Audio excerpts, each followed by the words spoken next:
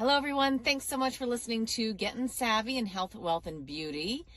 Important to note that everything is for entertainment purposes only. Please do speak and meet with a financial advisor before making any investment decisions.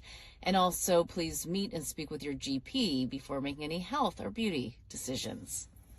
All right, Melissa, we are recording on a Sunday. So I know how busy your weekends are. Mine are less busy right now. Yeah, But weekends are definitely more challenging for filming for a number of reasons. Most being that my kids are home and the Blue Jays game's on, and so they've taken over the whole house downstairs. So I'm hiding upstairs right now. But perfect. yeah. But tell me, I did see somebody who follows you on Instagram that you had a pajama party. That was a birthday party. Yeah. So a friend of mine was having a birthday. And so we have a group chat with a bunch of girls. They're like, what should we do? Should we go for dinner? And so they're like, let's go do another karaoke night. But I'm kind of like sick of going for the karaoke nights. And I was tired. I said, you know what? Why don't we just do a house party? You guys can come over to my house. We can each bring something. We can just be cozy. And the next thing you know, it turned into like, let's make it a pajama party. And then we'll bring a karaoke machine to my house. Oh And my then one of the God. girls who loves to decorate is like, I'll come over and I can set up some decorations.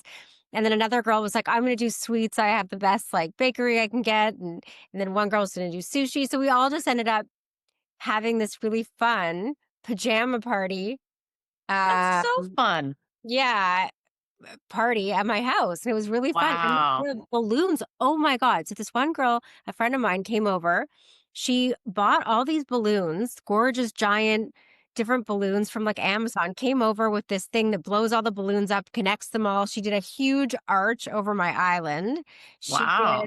We did my whole backyard. Like it looked like a professional party planner came It over did. to my house. Oh yeah. And it looks like we had like a Victoria's Secret photo shoot. Well, It not did. quite, but the mom version.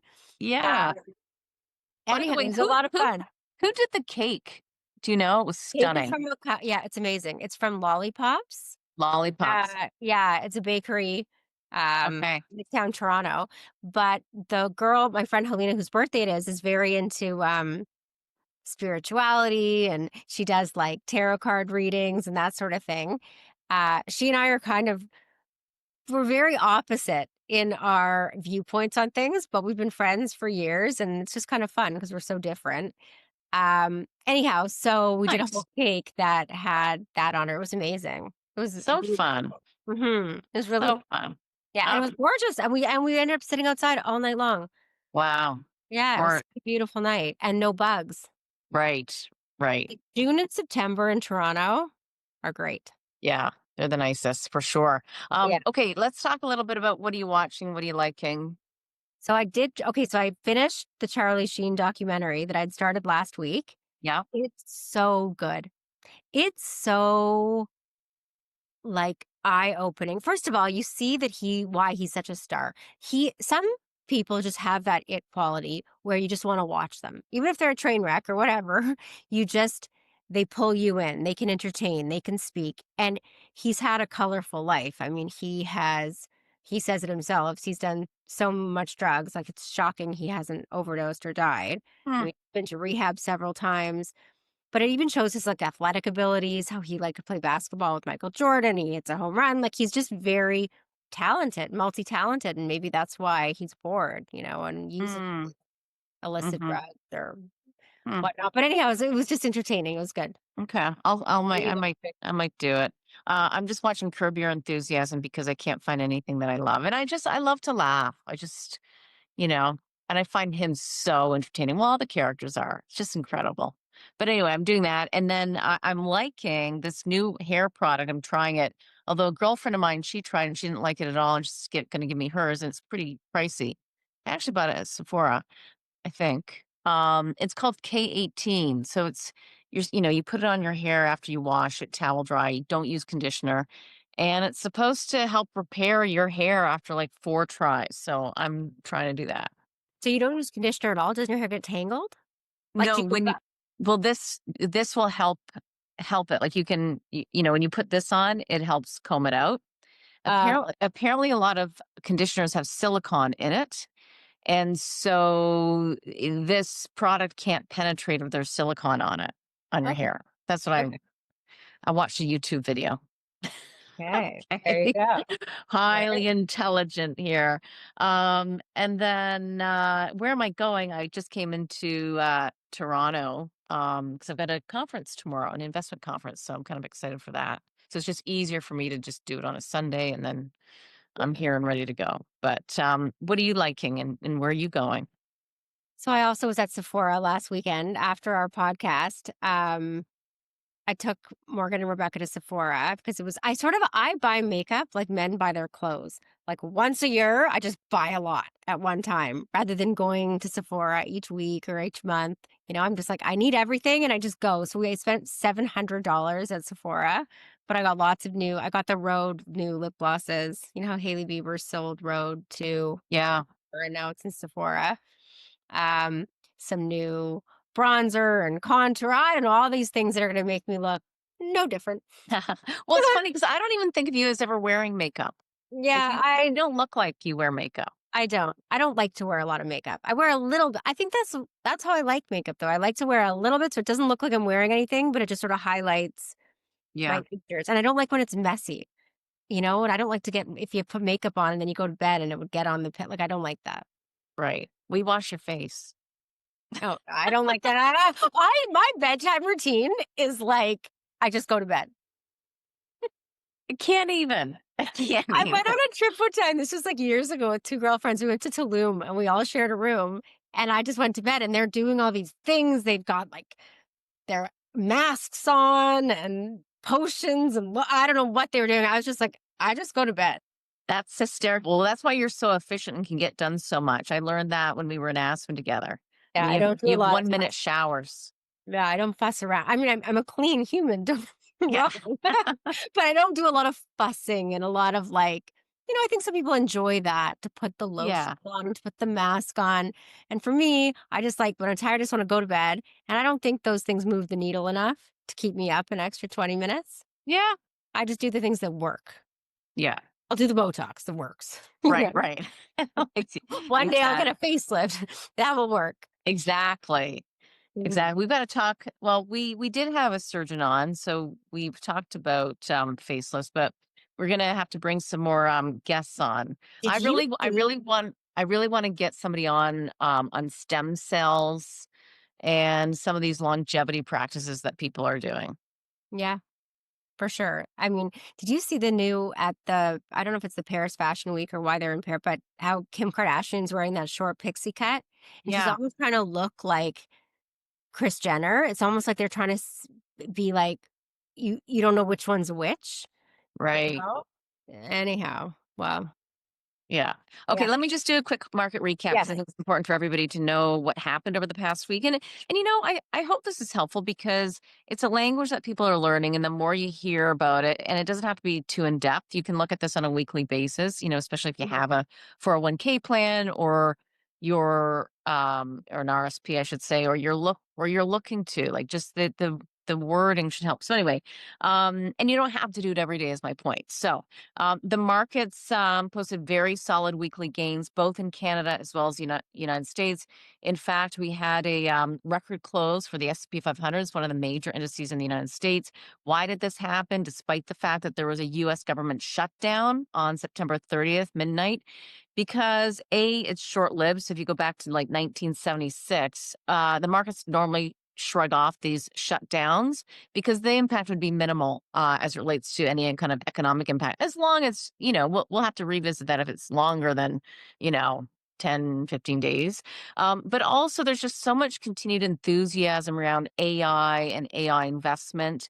Also, we did have some weaker economic data, and that drove investors to believe that the US Federal Reserve will in fact cut rates. And as we know, the market's risk on assets like it when rates are lower. It makes borrowing costs much cheaper for everybody involved.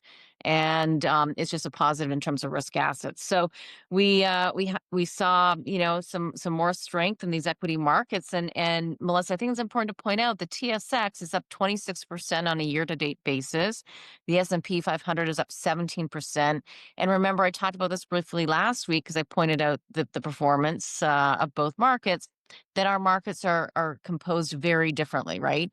The Canadian markets are very heavily weighted towards energy, materials. So think some of the golds, which has been on a tear, and financial firms. We have a much more narrow market in the United States. There's so many more retailers. It's obviously driven by tech. The amount of companies in the States versus here is just much broader and deeper. So, at times that's a big benefit, right? Over the past couple of years, it's been huge for the United States to have that kind of exposure. But when you've had when you've had some concerns about monetary policies, so what these central bankers around the world are going to do, it's really pushed people into gold. So gold's hit record highs. And then also with the demand of AI and the energy usage that AI and the data centers, data banks require, that's been a positive as well for some of the for energy and that theme of energy, which you and I've talked about. So that's just real quick on the market front. And a couple of stocks I do want to talk about today. LVMH. We talked about that last week. I did a little bit more homework on it. So they own 75 luxury brands. It's a large luxury conglomerate, and they also own Sephora. I also wanted to talk about a ticker. It's called FUN. It's the Six Flags, the parks, and then and then Pfizer. So that's just a little bit about what's on my docket. What about you? So I wanted to talk a little bit about nitazines. Okay. What is So it? nitazines. So I saw an article, it was actually, I think, in the Wall Street Journal about how this is a synthetic opioid. And, we've had a huge opioid crisis here in North America. It's awful. Europe has been more spared than we are, but now they are getting a crisis with these synthetic opioids called nitazines infiltrating their underground drug market. And I'll talk about what that even means Hmm. and how that could affect people. So that's one thing. And then, on the GLP-1 front, there was some news about Novo Nordisk doing a deal with Costco to make GLP-1s, their semaglutide cheaper, Hmm. 50% cheaper. So I can talk about that a little bit and if that's going to affect us here in Canada. Hmm. And also some other news about GLP-1s and libido. There was an article in Medscape about that, on how it can affect libido. So we'll talk about and Yeah. GLP-1 use in children. So I want to talk about the drugs and then the GLP-1s today. Got it. Okay. Why don't I just start with LVMH because I think, yeah, you posted this on Instagram. So this is how I know you went to Sephora. Mhm. and, and as I said, LVMH owns Sephora. And we looked at, I love how, sorry, just your Instagram is so like, you know, you post about professionally, when you're on TV, you talk about the market. Sometimes you'll give a nice scenic background when you're in Europe. And mine is like makeup, pajama party, like, and then also the professional stuff. But yeah, anyhow, continue. yours is more interesting. Eh, for sure. But yeah, that's how I know you were at Sephora. And so LVMH bought Sephora a number of years ago. The company, I didn't realize this. I always thought it was a little bit older, but I guess it's the brands that they bought that are so old.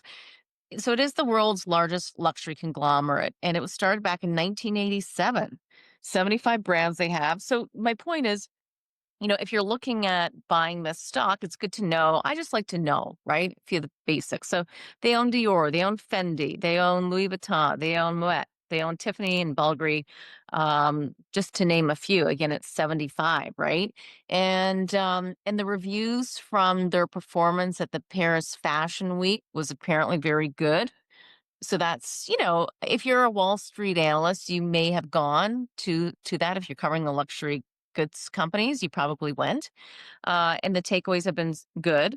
Their revenue was $84 billion, euros, I should say, 84 billion euros, just to give the size of, you and I always talk about, if you're going to buy the purse, do you want to buy the stock? If you're going to shop at Sephora, do you want to buy LVMH? Maybe 84 billion euros in revenue in 2024, and their margins look to be about 22%.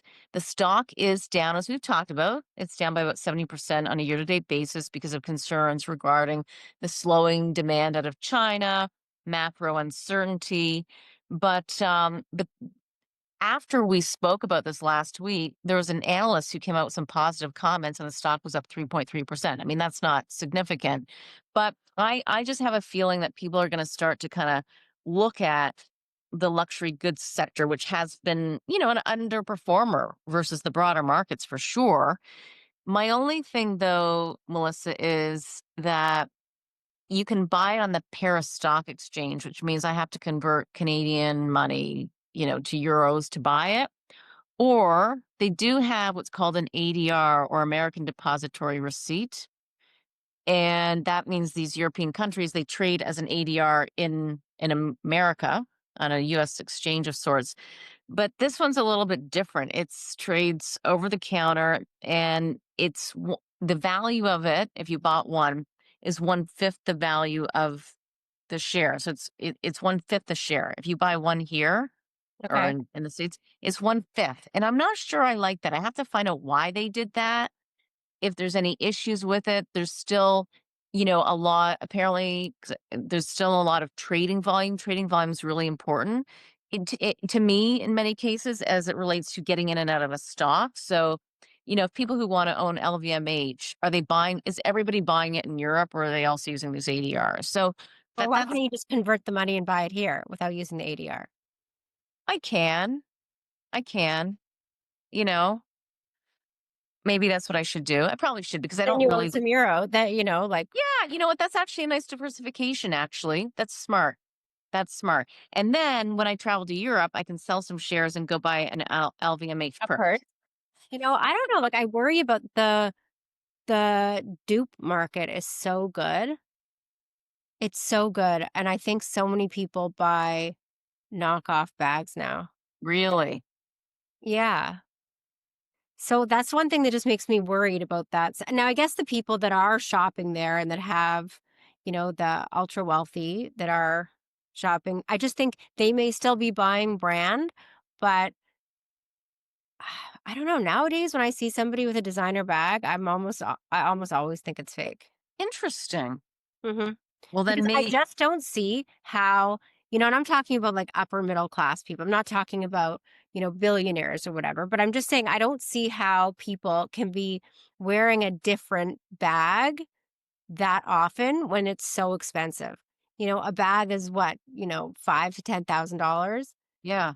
uh, you know, for the average person on just a luxury item like that, when you're having a hard enough time paying for your life expenses, Yeah. I don't know. I just, Well, you're convincing me not to buy the stock, actually. It's a well, good because I'm worried. perspective. It's like diamonds, right? I worry that look at how low diamonds are now.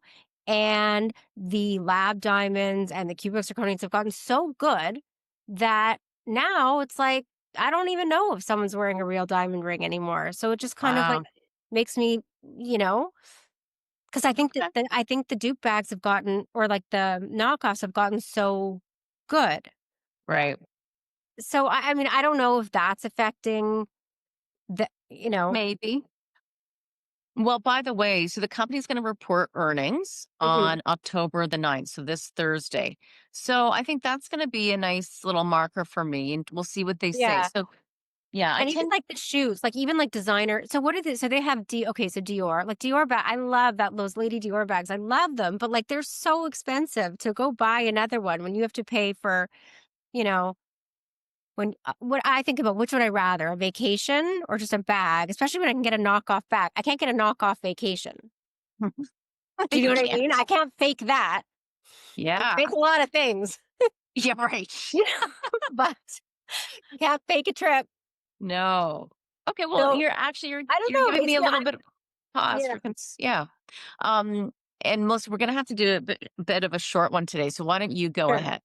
Okay. So, I mean, also talking now, we're in Europe. So let's talk. Well, we're not in physically Europe, but we're talking about Europe right now. So I saw an article in the Wall Street Journal about nitazines. And what those are synthetic opiates. And they're becoming a big problem in Europe, in the UK specifically. And I think the headline was something like, this has become the biggest public health crisis for people that use drugs since AIDS, is now their drugs being laced with these synthetic opiates called nitazines. So these nitazines are way more potent than even fentanyl. Okay.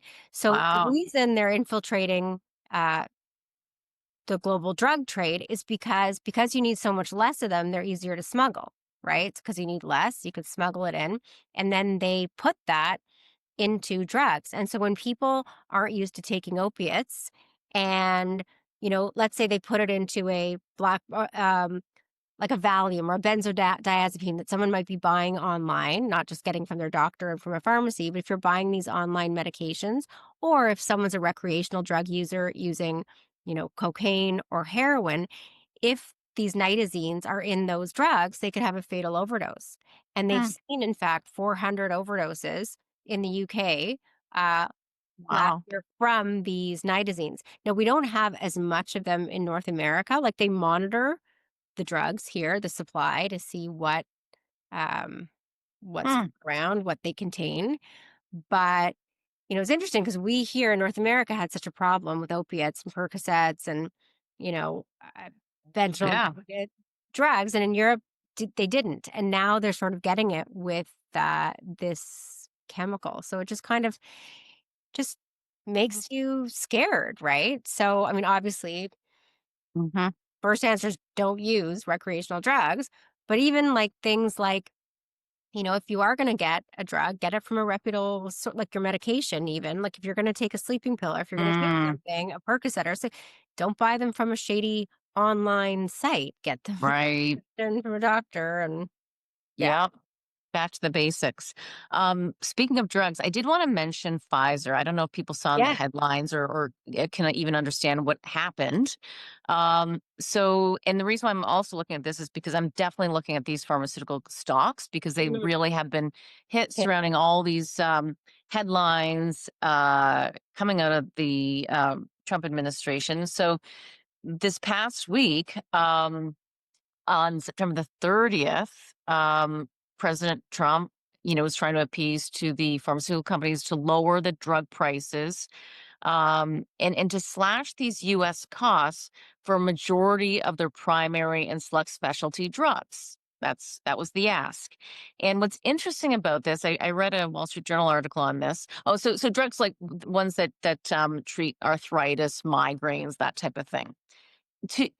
The idea here that President Trump wanted, which makes sense, is that the drugs that they sell, the prices that they sell in other countries are much lower than the prices in the United States. So that he's saying match the prices in other developed countries. So in some cases, that is going to be lowering the average price of a drug by 50%.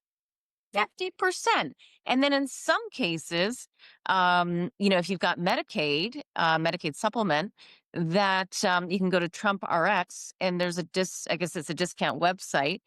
And in those cases, it could be as low as 85%, lower by 85%. Like, think about how that helps the average American, the average consumer who needs some are, I guess, basic medications. So I thought that was interesting. And what this did for Pfizer was, there's a September 29th deadline. And I think this announcement was on September the 30th. And now the threat was 100% tariffs on non-US made drugs. So Pfizer CEO avoids that, and the stock did move higher on it. I think I don't know about how much, but Melissa, I do think at the end of the day we're going to still need and want these pharmaceutical companies. They're trading at about 15 times on a PE multiple, the valuation, which if the market's at about 23 times, that's a substantial discount. discount. Yep. Substantial. The question is whether or not all the negative news is in the stock or if there's more to come. That I don't know. Again, I'm going to do a little bit more homework on that. See where some of the Wall Street analysts end up on this. But at 14 times, you know me, like I'm much more of a value player. When I buy stocks, like I like them to have been hit, but then they're going to recover. They do pay a dividend, and the Yeah. yield on it is 6.4%. So Hmm. I get paid to wait. So I think that's an interesting one. But did you what did you see? You must have seen the headline. Did it strike you? Did as a doctor, and also I own Pfizer stock. So I was like, Oh, finally, it's gone up a bit. It does pay a okay. dividend, but it's been hit hard over the past few years. So, You might yeah, want to but buy more. You might want to buy it at these lower levels and dollar cost averaging, maybe. yeah, I don't know. I think if I was going to buy one drug company right now, it would be Lilly.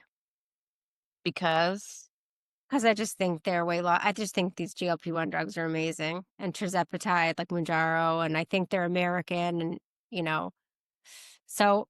And I never ended up buying. I ended up, as you know, I bought Novo Nordisk, which has not done well. So we'll see. But I did. I saw the news of this Trump RX. I yeah, didn't fully so this was my understanding, and I don't. So it seems like if you don't have private health, if you have private coverage, it's irrelevant. But if you don't, if you want to get these drugs, the name brand Pfizer drugs cheaper, you have to go create an account on Trump RX, order the drug through them. It's almost like they're the dispensing pharmacy.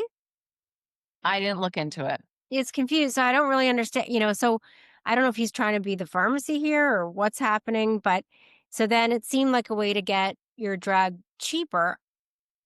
Yeah. And that way Pfizer can avoid they did some deal, but if it's the drug's cheaper, I don't really understand why that's good for Pfizer if they're Well, it getting might not be money. great, but it's better than 100% tariffs on Yeah, drugs that are not made in the United States. that I understood. And it seems like they're all going to put more money into development in the US. And Right. if you put money here, I think that's all a good thing. And I also saw that so that's what I saw with the Pfizer 50% discount. And then I saw that Costco did a deal with Novo Nordisk saying that if you buy Novo Nordisk drug, Ozempic or Wegovy from Costco, it will be 50% cheaper. So it's almost like a similar Trump RX thing, but through Costco. Interesting. So then I looked up if that's going to be the case in Canada, and I don't think so. I think this is more in the US. So I don't know if Yeah. Canada will do that deal. They haven't yet, from my Mhm. understanding. However, as we've talked about, in Canada, they their patent expires at the end of 2025. So these drugs will become generic. And I think that it's Apotex and another generic brand put in Mhm. already to Health Canada an Hmm. application to try to get, a generic version approved. Who knows how long that's going to take, but that should make the drugs, you should be able to get it. Usually it's at about a third the price of the Yeah. Are so you seeing the cost of the drug really impede people up deciding to do yeah, it? yeah, I do. So I think I just saw a study that said that 50% of people who start a GLP-1 drug stop it within 1 year. And Hmm. the major reason is side effects and cost. Hmm. So they're expensive. And I know Yeah. people personally in my life who are like, they're too expensive. And it's funny because what I've also seen happen is people start forgetting that the drug is what's making them less interested in food and affecting their appetite. So they start saying, I don't need to waste my money on this. I don't need it. But I will Hmm. guarantee you that in a couple months, they're like, oh no, I've gained 15 pounds. Then they'll Wow. go back on it. So you really see this cyclical use of these Hmm. medications. Hmm. You were saying as well that what's the link with your libido? Does it improve or detract? So the article that came out in Medscape was about how it can negatively impact libido in some Oh. people. However, it just depends. These things are so individualistic. So if you're somebody who is obese and as a result of, let's say you're a man, you're obese, you're carrying a lot of weight, viscerally, your testosterone's low, you lose the weight. For that person, their libido may increase. If you're a woman who doesn't feel body confident or body positive, and now you've lost weight, you may feel better in your skin. So they may have psychological reasons for their libido increasing. or via the increase in testosterone. But for other people, it can work in an opposite way. And in fact, the drug, I believe, I don't know if it is being if it's been approved already or if they're seeking approval for a new indication for some people that have hyperarousal disorder. There are some people that constantly have a state of sexual arousal. Really? It's an actual medical phenomenon that orgasm doesn't satisfy, and it's an Oh, uncomfortable feeling. And they found that GLP-1 drugs help significantly with that problem. Well, thereby they are reducing arousal. And wow. and they think that also might work on the serotonin system, much like a SSRI increases serotonin. These drugs may do the same thing and thereby have some negative side effects on libido. Or it might just be that people are too tired. They're not eating enough. They're tired and having diarrhea, and so that they don't want to have sex. God. I think it's multifactorial. Okay. Okay. That's Okay. right. Melissa, I'm gonna have to go in about 2 minutes if that's okay. I Okay. did just want to talk about one stock, Six Flags Entertainment Company. The stock's down 53% on a year-to-date basis. It's a mid-cap stock, so the market capitalization, so how big the company is, the price of the stock times the shares, is about $2 billion. So $2 billion in Canada is, maybe large cap, but in the States it's mid-cap. The ticker is FUN, FUN, and it's trading at about $21. There's one analyst, UBS analyst, has a $34 price target on it. So 58% upside from here. And the reason why it's been down so significantly is because they had an acquisition, Cedar Fair, I think it's called, that and the integration of that acquisition has not been going well. Weather affected them as well for attendance. And the CFO exited apparently abruptly. That I have to look at. I have to understand why he did. That's in this year. But just the other day, September 26th, there's an activist investor who came in, and the stock moved up by 2%. That's not much, but he's basically saying, as an activist investor, he's saying, you need to sell off all your real estate, spin it out of the company, have kind of almost probably the operations, and then the real estate assets. So sometimes when you know, restructure a company like that and spin out the real value, that can help the stock. So it's one that I'm like, I don't normally buy stocks with this kind of hair on it. But as you know, when I see stocks that are down so significantly, I piques my interest. And maybe just lastly, did you go to Canada's Wonderland? Oh, That's I why I did. wanted to bring it up too. Oh, I did. I went to Halloween Haunt at Canada's Wonderland, where you go in at night and you can still go on all the roller coasters and the rides, but they also have people that just come out and scare you. And Uh, then there's mazes. So I went, and I don't like rides. Like, I am not a adrenaline seeker in that way. And so I was with Carter Adam, and they forced me I said, I'll wait in line. I'm not going on. I'm not going on. They forced me. Carter's like, please, Lynn, please, please, please go to go on this ride called the Bat, which is this insane roller coaster that like you go upside down and all this stuff. And I oh was like my God. panicking before I went on. And I looked at him. I said, you know what? You refused to go skiing. The way I Right. feel right now is how you feel before you're going down a ski slope. So if I go on this ride, Yep. then you're going on a ski trip. And he said, fine. Wow. Wow. So I went on the roller coaster. I went on 3 roller coasters on Friday night. I came home, went straight to bed. I was like Oh my spinning with God. vertigo, but I did it. Wow. I I can't didn't think believe it it. was FUN. It was not FUN for me, It was not but FUN. it was very FUN for them. That's And it was packed. And they probably I don't know what Canada's Wonderland does, but it seems to me like it's busy. Yeah. That's hysterical. Well, just lastly, and then we'll wrap. Fun, Six Flags, they have a new roller coaster. So this is a new product, I guess. It's called Tormenta. Anyway, I You can't go believe on? I Will don't you go on? I've never been on a roller coaster. And that's what I would guess.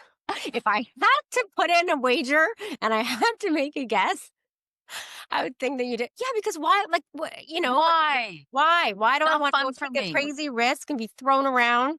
And like, like at the end of it, the look on my face, like a friend of mine was there, also took a video, and the look on my face was like disgusted. Like, I can't believe you did it, Melissa. I cannot believe it. You don't like it. You're upside down. You're yeah, too good. yeah. I You're, just, it you're was, too good. it was Yeah. fun for them. And I was like, it's fine, whatever. Yeah. But hopefully, Very. hopefully this, and the scariest one was Yeah. the rickety old wooden ones. Oh Like, yeah. you're like, it's like if one wheel comes off, Yeah. like terrifying. Happening. I know. Awful. And All then right, my dear. you hope that you're like, are they going to check me? Are they going to check me that my belt's on tight enough and that I'm not going to fly out? Couldn't do it. All right, Yeah. my dear. I got to jump, Okay. unfortunately. All right. Okay. We'll Talk to you later. we'll wrap it there. Okay. Bye.